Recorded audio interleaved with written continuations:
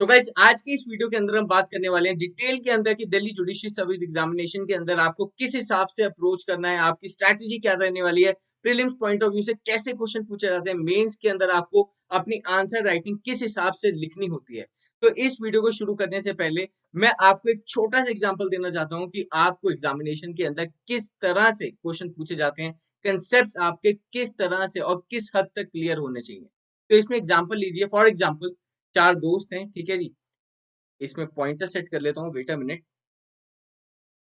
चलिए, चार दोस्त हैं, ए, बी, सी एंड डी। ये चारों दोस्त प्लान बनाते हैं रॉबरी करने का, ठीक है जी। रॉबरी इन्हें करनी थी, फॉर एग्जांपल 10 अगस्त, ये 10 अगस्त 2021 को प्लान बनाते हैं कि हमें रॉबरी कमिट करनी है। और कहाँ पे? इस बैंक के अंदर, इस बैंक में। तो ये पहले से प्लानिंग बनाते हैं, 1 महीने से इनकी प्लानिंग चल रही थी और फिर आ जाता है दिन रॉबरी का, यानी कि 10 अगस्त आ जाता है। तो जैसे ही ये घर से निकलते हैं गाड़ी के अंदर, तो अंदर कौन कौन जाता है? अंदर जाते हैं ए, बी एंड सी। और डी जो है बाहर गेट के ऊपर खड़ा रहता है। वो एज अ सिक्योरिटी उनको प्रोवाइड करने के लिए खड़ा रहता है कि देख लूं कोई आ तो नहीं रहा, कहीं कोई जा तो नहीं रहा, कोई कंप्लेंट तो नहीं कर देगा, कोई 100 नंबर पे कॉल मिला के ये तो नहीं बता देगा कि बैंक के अंदर रॉबरी हो रही है। तो ऐसे में क्या होता है कि जैसे ही ये रॉबरी अंदर करने जाते हैं, बैंक मैनेजर से पैसे वैसे मांगने की कोशिश करते हैं, वो मना कर देता है। तो इनमें से जो ए होता है, इनमें से जो ए होता है ये गोली चला देता है। और वहां पे अंदर जो बैंक मैनेजर होता है, ही डाइट, ही डाइट। तो ऐसे में इन्होंने कर दिया मर्डर, ठीक है। वहां से वो बिना कुछ पैसे वैसे लिए वो भागने की कोशिश करते हैं। जैसे ही वहां पे आवाज और हल्ला गुल्ला मचना स्टार्ट होता है, लोग पब्लिक इकट्ठी हो जाती है और इन चारों को पकड़ लेती है। कौन कौन पकड़ा गया? ए बी सी डी, ये चारों के चारों पकड़े जाते हैं, ठीक है जी। ए, बी, सी और डी, ये चारों लोग पकड़े जाते हैं। पुलिस वाले आते हैं, उनको ये सौंप दिए जाते हैं कि ले जाओ जी, अब आपकी अमानत हो गई है, ठीक है जी। पुलिस ऑफिशियल्स को दे दिए जाते हैं। अब बात आती है कि जब कोर्ट के अंदर केस चल रहा होता है, जब कोर्ट के अंदर केस चलता है, तो कोर्ट में जो डी है वो इस चीज का डिफेंस लेता है और ये बोलता है कि ए बी सी, जो ए बी सी है, इन्होंने ही मर्डर कमिट किया है। जो बैंक मैनेजर को मारा है ये ए ने मारा है और बी सी उसके साथ शामिल थे, ठीक है जी। बी सी उसके साथ शामिल थे। मैं तो गेट के ऊपर खड़ा हुआ था। ऐसा भी तो हो सकता था कि मैं जाता हूँ ना मरता हूँ। वो इस हिसाब से अपना डिफेंस ले रहा है कि मुझे तो नहीं पता था मर्डर होने का। मैं तो एज ए सिक्योरिटी उन्हें प्रोवाइड कर रहा था कि वो बैंक रॉबरी कमिट कर सकें खाली। वो सब चीजें आ गई थी, उस चीज को इसलिए बोल रहा था वो। खाली खाली जो है अपने मर्डर को लेके पॉइंट ऑफ व्यू से मना कर रहा था। वो कह रहा है कि मैंने मर्डर नहीं किया और मुझे ये नहीं पता था कि बैंक के अंदर क्या हो रहा है। तो आप मुझे बताइए दैट एबीसी के ऊपर सेक्शन 302 मर्डर का एंड सेक्शन 34 कॉमन इंटेंशन को लेकर जो बताता है ये चार्ज लगेगा। तो क्या डी के ऊपर, तो क्या डी के ऊपर भी ऑफेंस लगेगा? क्या डी के ऊपर भी सेक्शन 302 और 334 के अंदर ऑफेंस लगेगा? डी कह रहा है मैं, मुझसे कोई मतलब ही नहीं था, मैं अंदर ही नहीं गया था। तो ऐसे में, तो ऐसे में लॉ कहता है एंड सेक्शन 34 जो कॉमन इंटेंशन का कहता है कोई भी कमिट करता है offence in furtherance of commission in any other offence, तो ऐसे में उस व्यक्ति को भी एक्यूज बनाया जाएगा उस केस के अंदर। और डी भी लायबल है जितने ही ए बी सी लायबल हैं, जितने जो है एबीसी लायबल है उतना ही डी लायबल है। अगर एबीसी के ऊपर 302-34 के अंदर ऑफेंस चार्ज लगेगा कोर्ट के अंदर, तो डी के ऊपर भी उतना ही ऑफेंस लगेगा, बिकॉज डी उनकी पूरी पूरी मदद कर रहा था बैंक रॉबरी कमिट करने में। और उस ऑफेंस को करने में अगर कोई भी दूसरा ऑफेंस हो जाता है, एक मेंबर द्वारा, दो मेंबर द्वारा या सभी के द्वारा, तो सारे के सारे उस ऑफेंस के अंदर भी चार्ज होते हैं और उनको कन्विक्शन की जाती है गिल्टी प्रूफ होने के बाद। बात समझ आ गई? अब फॉर एग्जांपल इसमें दूसरा एग्जांपल, ऐसे इलस्ट्रेशन के बेसिस के ऊपर क्वेश्चंस आते हैं। दिल्ली जुडिशरी की स्ट्रैटेजी समझने से पहले एक और एग्जांपल आपको मैं बता देता हूँ। फॉर एग्जांपल इसमें जो डी था, अभी जो सिक्योरिटी गार्ड की तरफ वहां पे खड़ा हुआ था, देख रहा था कि कोई आए जाए ना। तो फॉर एग्जांपल डी रास्ते में उतर जाता है।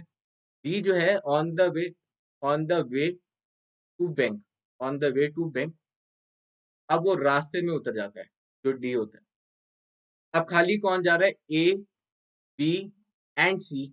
अब सी बाहर गेट पे खड़ा होता है, ए बी अंदर चले आते हैं। और मर्डर कमिट कर देते, सेम वैसे एग्जांपल। अब मुझे बताइए कि डी क्या अपना डिफेंस ले सकता है कॉमन इंटेंशन के अंदर और मर्डर के अंदर कि मैंने नहीं किया? तो यस, डी वहां पे ले सकता है अपना डिफेंस, और फिर डी को सेक्शन 302 एंड 34 के अंदर लायबल नहीं ठहराया जाएगा, बिकॉज उसका वो रॉबरी कमिट करने के अंदर कोई भी एक्टिव पार्टिसिपेशन नहीं थी, एक्टिव पार्टिसिपेशन नहीं थी। और इसीलिए जो सेक्शन 34 है, कॉमन इंटेंशन का, ये one of the most important section आप सभी के लिए, जो इंडियन पीनल कोड का एक पार्ट है। तो इससे रिलेटेड इस तरह के इलस्ट्रेशन बेस्ड क्वेश्चंस आते हैं दिल्ली जुडिशरी सर्विस एग्जामिनेशन के अंदर। अगर आपके एक सेक्शन को लेकर इस तरीके से कंसेप्ट एकदम क्लियर हैं, तो तभी वो चीज हो पाएगी, मतलब एग्जामिनेशन। अदरवाइज नहीं है तो आपको खुद के अपने कंसेप्ट इस हद तक क्लियर करने हैं कि उसे आप इलस्ट्रेशन के बेसिस के ऊपर भी अच्छे से समझ पाओ। ठीक है जी, चलिए इस चीज के अंदर बात करते हैं कि दिल्ली जुडिशरी सर्विस एग्जामिनेशन के अंदर क्या क्या चीजें रही हैं, क्या क्या चीजें नहीं हुई हैं। फर्स्ट ऑफ ऑल मैं सबको कंग्रेचुलेशन बोलना चाहता हूँ, बिकॉज दिल्ली जुडिशरी सब एग्जामिनेशन जो है पोस्टपोन हो चुका है, और इस चीज को 24 को रख दिया गया है कि अब एग्जाम 24 को होगा। ठीक है जी, जो पहले 27 को होने वाला था, अब वो 24 को रख दिया गया है। ठीक है, बात समझ आ गई। और इसके अंदर आपको अप्रोक्स कितना टाइम एक्स्ट्रा मिल गया? आपको अप्रोक्स मिल गया है 4 वीक्स एक्स्ट्रा। और इस 4 वीक्स को मैं आपको कनेक्ट करना चाहूंगा आपके 4 न्यू एक्ट्स को लेकर, जो नए एक्ट आ गए हैं इस बार जो सिलेबस के अंदर। कौन कौन से हैं वो? एलएलपी, लिमिटेड लायबिलिटी और पार्टनरशिप। ठीक है जी, एलएलपी हो गया, आपका आर्बिट्रेशन हो गया। ठीक है जी, आपका आर्बिट्रेशन हो गया, आर्बिट्रेशन एंड कॉन्सिलेशन एक्ट। इसी के साथ साथ और आपका कौन सा एक्ट हो गया? आपका पॉक्सो आया है। ठीक है जी, आपका पॉक्सो आया है। एंड आपका जो फोर्थ है वो आया the act commercial court act 2015। ठीक है जी, ये आपके 4 नए एक्ट आए हैं। एक्ट तो पहले के हैं, लेकिन सिलेबस के अंदर 4 नए आए हैं। तो वही वाली बात आ जाती है। वैसे ऐसा नहीं है कि इसलिए आपको 4 हफ्तों का टाइम दिया है, ये 4 हफ्तों का टाइम इसलिए दिया है बिकॉज अभी पीछे एक रिट पिटीशन फाइल हुई थी। 32 ईयर्स जो एज का पंगा पड़ गया था, कि जो नोटिफिकेशन आई थी कि 32 ईयर्स जिसकी एज होगी वही अप्लाई कर सकते हैं, उससे ज्यादा हुई as per first of January 2022 तक, अगर इससे ज्यादा हुई नोटिफिकेशन के हिसाब से, तो वो कोई भी स्टूडेंट, वो कोई भी जो इसको भी फॉर्म भरना है दिल्ली जुडिशरी सर्विस एग्जामिनेशन का, किसी भी स्टूडेंट को, वो फॉर्म नहीं भर सकता। तो इसी के अगेंस्ट में ग्रिड पिटीशन फाइल हुई थी, और फिर इस चीज को रिलैक्स कर दिया गया कि अब नहीं देखा जाएगा 32, वो 35 कर दिया गया है इस बार।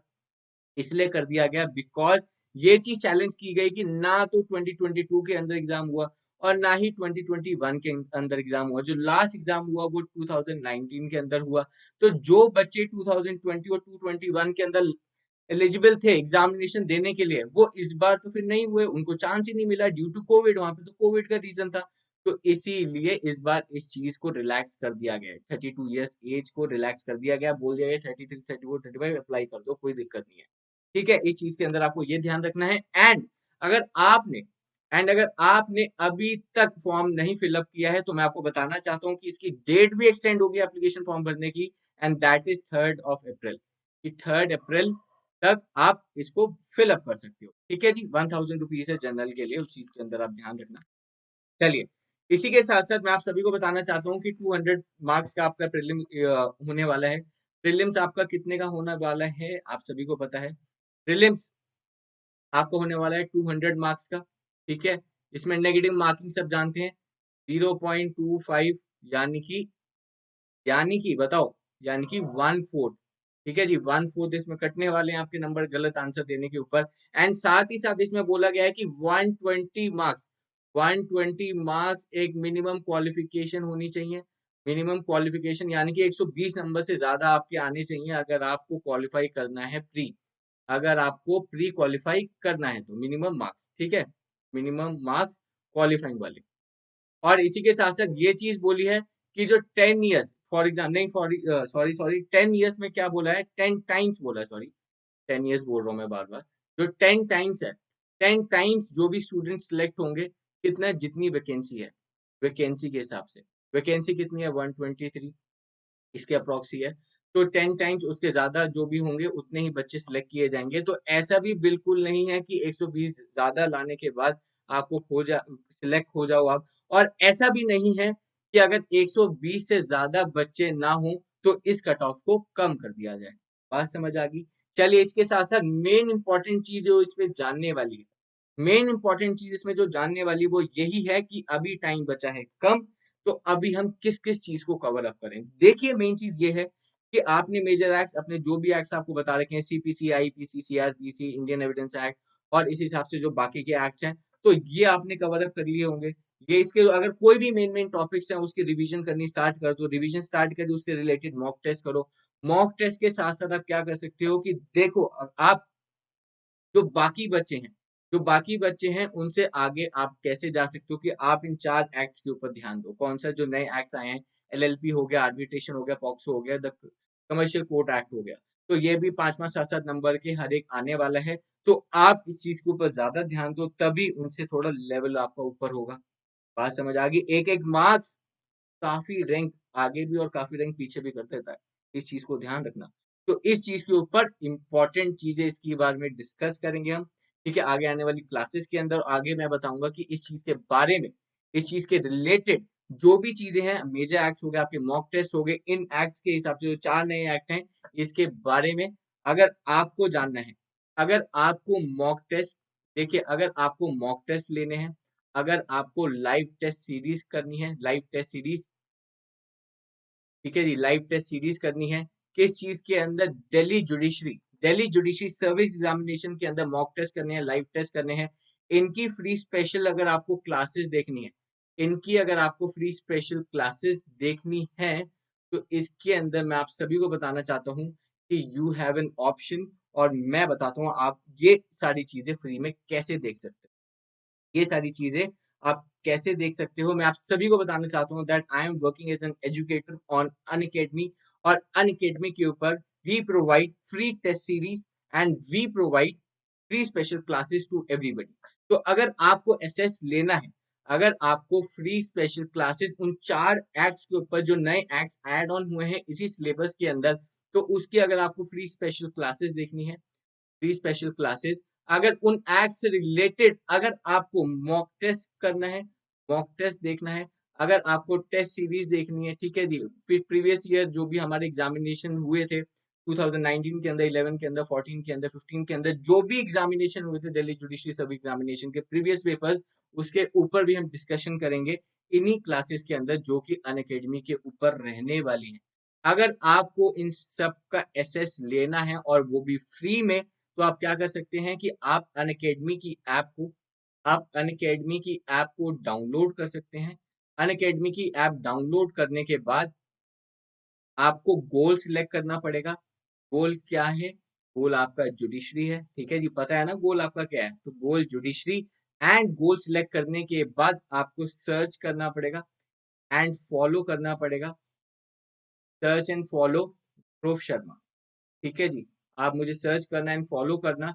और इसी के साथ साथ मैं इसकी डिस्क्रिप्शन बॉक्स के अंदर आपको टेलीग्राम का ग्रुप दे दूंगा, आप उस टेलीग्राम के ग्रुप के ऊपर ज्वाइन हो सकते हैं, जिसके ऊपर आपको पहले ही नोटिफिकेशन मिल जाती है, जो भी जुडिशरी एग्जामिनेशन से रिलेटेड कोई भी बेस्ट नोटिफिकेशन, कोई भी बेस्ट लेक्चर नोट्स, और कोई भी जितनी भी पीडीएफ होती हैं, वो सभी आपको टेलीग्राम के ग्रुप के ऊपर मिल जाएंगे। डिस्क्रिप्शन बॉक्स चेक करना और ज्वाइन हो जाना। इसी के साथ साथ इन सब फ्री स्पेशल क्लासेस देखने के लिए, मॉक टेस्ट देखने के लिए, टेस्ट सीरीज देखने के लिए, प्रीवियस ईयर क्वेश्चन पेपर्स देखने के लिए, तो आप अनअकैडमी की ऐप को डाउनलोड करके गोल जुडिशरी सर्च एंड फॉलो ध्रुव शर्मा। आने वाले सेशंस हमारे दिल्ली जुडिशरी सब एग्जामिनेशन के ऊपर बहुत ही इंपॉर्टेंट रहने वाले हैं। चलिए बात करते हैं कि अब मेंस को, अब मेंस के ऊपर किस हिसाब से ध्यान दें। प्रीलिम्स में आप सभी को पता है कि बेरैक, आपका बेरैक आपके लिए एक बाइबल है।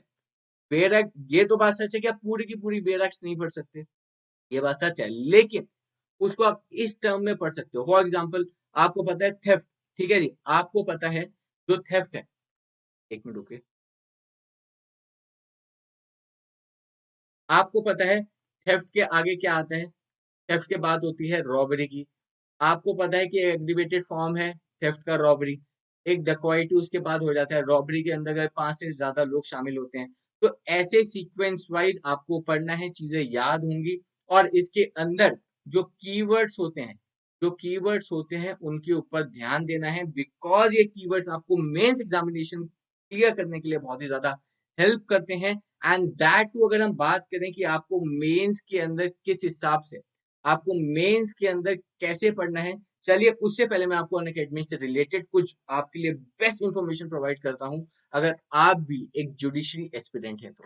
देखिए अनअकैडमी के ऊपर आपको काउंसलिंग फैसिलिटी मिलती है। अगर आप भी अपनी जुडिशरी जर्नी के बीच में अगर कंफ्यूजन हो, अगर कंफ्यूज हो किसी भी चीज को लेकर, आप अनअकैडमी के ऊपर इस नंबर के ऊपर कॉल करके अपनी कंफ्यूजन को दूर कर सकते हो। एंड इसी के साथ साथ अनअकैडमी आपको, जैसे मैंने आपको पहले बता दिया, that free test series provide करता है। उसको कैसे असेस करना है ये भी मैंने आपको बता दिया है।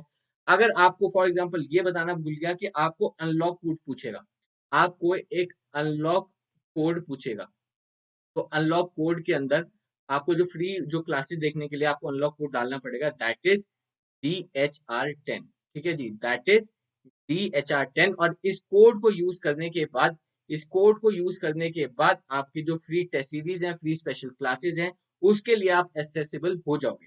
चलिए इसी के साथ साथ अनअकैडमी के ऊपर आपको अलग अलग एक्ट, अलग अलग सब्जेक्ट्स के ऊपर भी क्लासेस प्रोवाइड की जाती हैं, वो भी फ्री स्पेशल क्लासेस। एंड इसी के साथ साथ अनअकैडमी के दो तरीके के प्लान्स रहते हैं, subscription plans.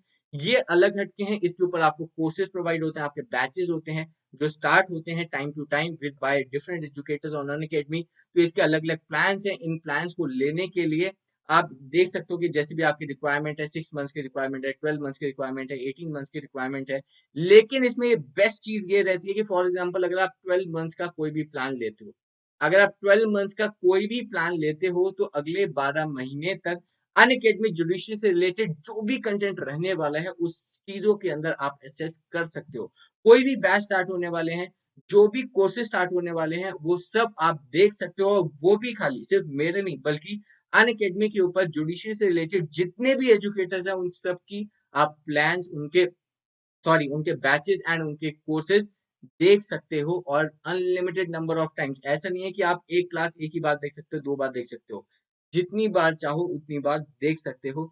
And that to अगर आप आज लेते हो कोई भी प्लान, फॉर एग्जाम्पल अगर आप आज लेते हो कोई भी प्लान, फॉर एग्जाम्पल आज 18 है, चलो 19 मान लेते हैं। ठीक है जी, 19 ऑफ मार्च को अगर आप कोई भी प्लान लेते हो, 19 ऑफ मार्च को अगर आप कोई भी प्लान लेते हो तो इसका मतलब ये है कि 19 ऑफ मार्च से पहले भी, 19 ऑफ मार्च से पहले भी जितने भी कोर्सेज हैं अनअकैडमी के ऊपर, जितने भी बैचेस स्टार्ट हुए हैं अनअकैडमी जुडिशरी से रिलेटेड, वो सब भी आप देख सकते हो और unlimited number of times. And अगले 12 महीनों तक अनअकैडमी जुडिशरी से रिलेटेड जो भी कंटेंट डलने वाला है उस चीज को भी आप अनलिमिटेड नंबर ऑफ टाइम देख सकते हो। कोई भी ऐसी बाउंडेशन नहीं है, कोई भी लिमिटेशन नहीं है, लिमिटेशन एक्ट की तरह। चलिए इसी के साथ साथ अगर आपको इन प्लान्स के ऊपर 10% डिस्काउंट चाहिए, 10% डिस्काउंट, या फिर अगर आप इन प्लान्स के ऊपर बेस्ट ऑफर्स लेना चाहते हो, बेस्ट ऑफर्स लेने के लिए you can use my code, that is वही जो मैंने आपको पहले बताया, DHR10। ठीक है जी, इस कोड को यूज करने के बाद आप अनलॉक भी कोड है, ये अनलॉक क्लासेस कर सकते हो। और इसी के साथ साथ इन प्लान्स को लेने के लिए आप 10% डिस्काउंट ले सकते हो। ये प्लान्स आपके लिए तभी बेनिफिशियल रहेंगे जब आपने सोच लिया है, ठान लिया है कि आप मेहनत करने जा रहे हो अपने जुडिशरी को क्रैक करने की। बात समझ आ गई? चलिए इसी के साथ साथ अब बात करते हैं कि मेंस के लिए कैसे पढ़ाई करें, कैसे स्ट्रैटेजी बनाएं। देखिए मेंस में क्या होता है कि जब भी आपको आंसर राइटिंग करनी है, जब भी आप आंसर राइटिंग करते हो, तो ये मतलब नहीं होता कि वो ये पूछ रहे हैं कि आपको फॉर एग्जांपल मर्डर के बारे में पूछ लें, तो वो ये नहीं जानना चाहते कि आपको पता है कि मर्डर को सेक्शन 302 के अंदर पनिशमेंट दे रखा है, कौन कौन से एग्जाम्पल आप दे दो तरह तरह के। उनको पता है कि ये आप जानते हो तभी आपने प्रिलिमिनरी एग्जामिनेशन क्लियर किया है, बल्कि वो तो ये जानते हैं कि जिस लॉ की नॉलेज आपको है, जिस लॉ की नॉलेज आपको है, उस नॉलेज में से आप जो बेस्ट चीजें फिल्टर आउट करके कैसे निकालते हो। मतलब आपको ये पता है कि जिस सेक्शन के बारे में पूछा जा रहा है उसका लॉ का ऑब्जेक्टिव क्या है, उस लॉ को आपको किस हिसाब से यूज करना है। तो जब भी आप एग्जामिनेशन के अंदर अपने मेंस आंसर राइटिंग करते हो मेंस में, तो इस चीज के अंदर पहले आपको टाइम लगा के सोचना है कि आपको फर्स्ट पैरा के अंदर क्या लिखना है, सेकंड पैरा के अंदर क्या लिखना है, थर्ड पैरा के अंदर क्या लिखना है, फोर्थ पैरा के अंदर क्या लिखना है, कि एंडिंग कैसे करनी है, स्टार्टिंग कैसे करनी है। इसका मतलब ये नहीं है कि आपको मर्डर के बारे में पूछ लिया, आप सारे के सारे चिट्ठे ही खोल दो मर्डर के कि मुझे तो ये सब चीजें भी आती हैं, ये सब चीजें आती हैं। कोई लेना देना नहीं है, बस वो ये चाहते हैं, ये जानना चाहते हैं कि आप लॉ का इस्तेमाल आंसर राइटिंग में लिखते हुए किस हिसाब से बता सकते हो, अपना लॉजिक किस हिसाब से यूज कर सकते हो। ठीक है जी। तो आप फॉर एग्जाम्पल अगर मर्डर के बारे में पूछे या फिर आईपीसी सीआरपीसी एविडेंस के बारे में कोई भी सेक्शन के बारे में पूछ ले, तो सबसे बेस्ट ये भी रहता है कि आप उसके जो कनेक्टेड प्रोविजंस हैं, आप उसके जो कनेक्टेड प्रोविजंस हैं उसके बारे में जानते हो। तो फॉर एग्जांपल अगर आईपीसी के किसी के बारे में कुछ पूछा है, तो उससे रिलेटेड कोई भी कनेक्टेड प्रोविजन किसके अंदर, इंडियन एविडेंस एक्ट के अंदर है या फिर सीआरपीसी के अंदर है, तो उन कनेक्टेड प्रोविजंस को भी आप लिख सकते हो और अपने आंसर को एक क्रिएटिव और एक इंटरेस्टिंग बना सकते हो। समझे बात को? तो आपको स्ट्रक्चर्ड के हिसाब से अपना आंसर लिखना है। ठीक है जी। एंड इसी के साथ साथ जो भी केस लॉज होते हैं, आपको केस लॉज पढ़ने हैं। बात समझ रहे हो कि जो लीगल नॉलेज जो करंट जो पूछे जाती है, तो उसके अंदर आपको एक केस लॉज पढ़ने हैं कि रिसेंट केस लॉज क्या हुए, उसके अंदर कंसेप्ट क्या हुआ, क्या क्या चीजें हुई थी। वो ये नहीं पूछेगा कि कौन से ईयर के अंदर ये हुई जजमेंट, वो ये पूछेगा कि इसके अंदर हुआ गया, भैया ये बताओ। तो आपको केस लॉ इस हिसाब से पढ़ने हैं। कमेंट्री पढ़ के मत चले जाना, कमेंट्री पढ़ लो गई। वो कमेंट्री उनके बेसिस पे होते हैं जिन्होंने लिखा हुआ है कि उनके दिमाग से उनके लॉजिक किस हिसाब से है, वो कई बार सही भी होती है, कई बार गलत भी होती है। आपको पढ़ना क्या है, आपको ये पढ़ना है कि कोर्ट द्वारा जजमेंट के अंदर लॉ किस हिसाब से अंडरस्टैंडिंग आपको बताता है। आप कोई भी जजमेंट पढ़ते हो, आपको पता है कि इस आपको मतलब ऐसा पढ़ के लगता है कि क्या सेक्शन 302 को इस हिसाब से भी पढ़ा जा सकता है। आता है ना मन में वो थॉट कि वाह यार किस हिसाब से इसको इंटरप्रेट किया है, ऐसे तो हमारा दिमाग ही नहीं चला। तो इस चीज को जो आपने वहां पे पढ़ा है, तो यही आपकी मेंस आंसर राइटिंग में आपकी तरफ से देखना चाहते हैं वो। तो खाली सेक्शन 302 के बारे में और पनिशमेंट के बारे में मत लिखना। वो आपका एक फिल्टर आउट नॉलेज जानना चाहते हैं कि जो आपको पता है उसमें से आप अपनी नॉलेज को कैसे फिल्टर आउट करके लिखते हो। समझे बात? चलिए इसी से रिलेटेड, अगर आप मेंस और prelims and mock test, free test series और इन सब चीजों को असेस करना चाहते हो, सबसे पहले आप टेलीग्राम का ग्रुप ज्वाइन करिए। एंड इसी के साथ साथ अनअकैडमी की डाउनलोड ऐप करने के बाद आप मुझे वहां पे फॉलो कर सकते हैं, जिसके बाद आप अनलॉक कोड डालने के बाद मेरी क्लासेस फ्री में देख सकते हैं। तो thank you so much for attending the video, I would say class. तो चलिए मिलते हैं अपनी नेक्स्ट सेशन के